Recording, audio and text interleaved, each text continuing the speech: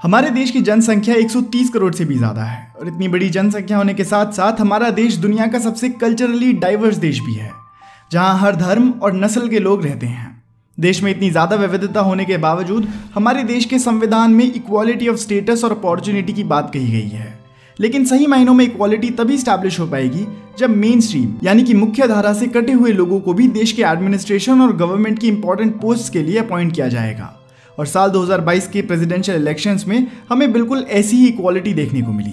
ऐसी इक्वालिटी जो ना सिर्फ हमारे लिए गर्व का विषय है बल्कि दुनिया की सभी डेमोक्रेटिक कंट्रीज के लिए ये एक प्रेरणा का स्रोत भी बन सकता है।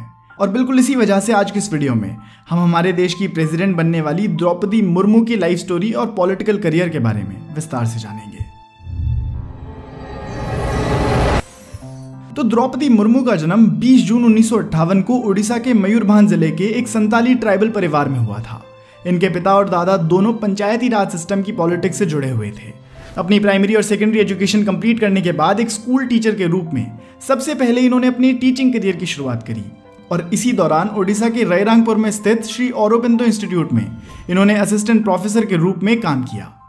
इसके अलावा इन्होंने गवर्नमेंट ऑफ उड़ीसा के इरिगेशन डिपार्टमेंट में जूनियर असिस्टेंट के रूप में भी काम किया और इसके बाद पॉलिटिक्स में इनकी एंट्री हुई। 1997 में इन्होंने भारतीय जनता पार्टी को ज्वाइन किया और रायरंगपुर नगर पंचायत से काउंसलर की पोस्ट के लिए इलेक्शन लड़े, जहां से इन्हें इलेक्ट भी कर लिया गया और अगले 2 सालों तक मुर्मू ने उसी पंचायत की चेयरपर्सन के रूप में जिम्मेदारी संभाली। पॉलिटिक्स में इनकी एक्टिवनेस को देखते हुए इन्हें बीजेपी की शेड्यूल्ड ट्राइब्स मोर्चा का नेशनल वाइस प्रेसिडेंट बना दिया गया। साल 2000 के ओडिशा असेंबली इलेक्शंस में एमएलए के पद के लिए खड़े होकर मुर्मू ने अपने पॉलिटिकल करियर को एक कदम और आगे बढ़ाया और रायरंगपुर असेंबली कॉन्स्टिट्यूएंसी से एमएलए के रूप में इन्हें इलेक्ट कर लिया गया। मार्च 2000 से 2002 के बीच इन्हें कॉमर्स एंड ट्रांसपोर्टेशन डिपार्टमेंट के मिनिस्टर की जिम्मेदारी भी सौंपी गई और 2002 के बाद से इन्होंने मिनिस्ट्री ऑफ फिशरीज और एनिमल रिसोर्सेज डेवलपमेंट को भी संभाला। लेजिस्लेटिव असेंबली के मेंबर के रूप में अपने कार्यकाल के दौरान मुर्मू के कामों को देखते हुए इन्हें Neelkanth award for best MLA से भी नवाजा गया। इसके बाद साल 2004 में फिर दोबारा इन्हें एमएलए के रूप में इलेक्ट कर लिया गया। वहीं दूसरी तरफ साल 2006 से 2009 तक मयूरगंज डिस्ट्रिक्ट के बीजेपी प्रेसिडेंट के साथ साथ बीजेपी शेड्यूल्ड ट्राइब मोर्चा के स्टेट प्रेसिडेंट के रूप में भी मुर्मू काम करती रहीं।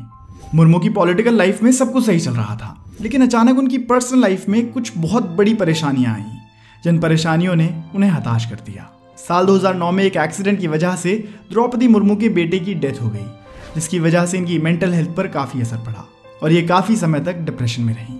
इसी के कुछ समय बाद साल 2013 में इन्होंने अपने दूसरे बेटे को भी खो दिया और कुछ ही महीनों बाद इनके हस्बैंड की भी मृत्यु हो गई।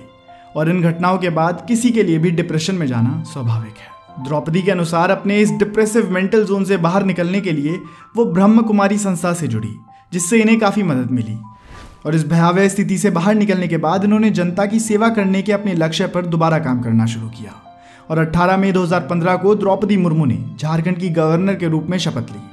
द्रौपदी की यह शपथ न सिर्फ इनके समाज के लिए गर्व का विषय था, बल्कि ये ओडिशा के पूरे ट्राइबल समाज के लिए भी गर्व का विषय था, क्योंकि द्रौपदी मुर्मू ओडिशा की पहली महिला ट्राइबल थी जिन्हें गवर्नर के रूप में अपॉइंट किया गया था। इसके साथ ही मुर्मू झारखंड के गवर्नर के रूप में जिम्मेदारी संभालने वाली भी पहली महिला थी और इस तरीके से गवर्नर के रूप में इनका शपथ लेना महिलाओं के लिए भी गर्व का विषय बना। 5 साल के टर्म के लिए गवर्नर बनने के बाद मुर्मू ने अपने इस टर्म को पूरा किया।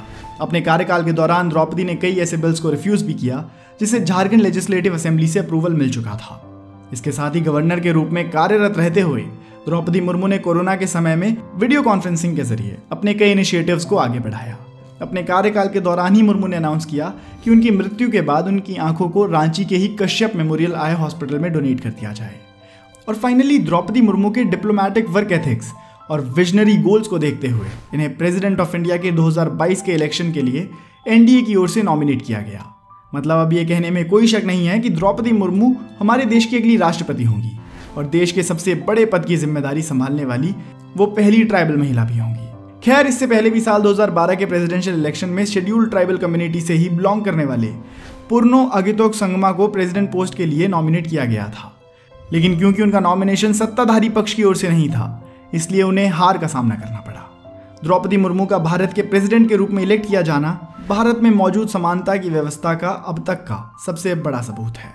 देश के सबसे बड़े पद तक ट्राइबल कम्युनिटी की एक महिला का पहुंचना न सिर्फ ट्राइबल कम्युनिटी को बल्कि महिलाओं को भी स्ट्रगल के इस दौर से गुजरने के लिए इंस्पायर करेगा। तो दोस्तों ये थी हमारे देश की राष्ट्रपति द्रौपदी मुर्मू की कहानी। उम्मीद करता हूँ कि आपको उनकी ये कहानी पसंद आई होगी। अगर आपको ये वीडियो पसंद आई हो तो आप इस वीडियो को अपने दोस्तों के साथ जरूर शेयर कीजिएगा ताकि वो भी द्रौपदी मुर्मू की महानता से इंस्पायर हो सकें। धन्यवाद।